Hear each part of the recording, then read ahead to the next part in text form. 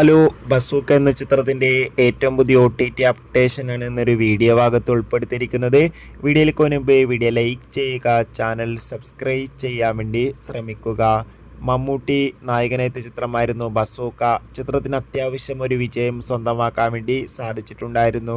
അതുകൊണ്ട് തന്നെ എല്ലാ സിനിമാ പ്രേമികളും ഒരേപോലെ ബസൂക്ക എന്ന ചിത്രത്തിൻ്റെ OTT റിലീസിനായി കാത്തിരിക്കുകയായിരുന്നു. ഫൈനലി ചിത്രത്തിൻ്റെ ഏറ്റവും പുതിയ OTT അപ്ഡേഷൻ ഇപ്പോൾ ആരാധകർക്ക് മുന്നിൽ പുറത്തുവന്നിരിക്കുകയാണ്. ചിത്രത്തിൻ്റെ OTT അവകാശങ്ങൾ C5 എന്ന OTT പ്ലാറ്റ്ഫോം സ്വന്തമാക്കിയെന്ന് കൺഫേം ആക്കിയിട്ടുണ്ട്.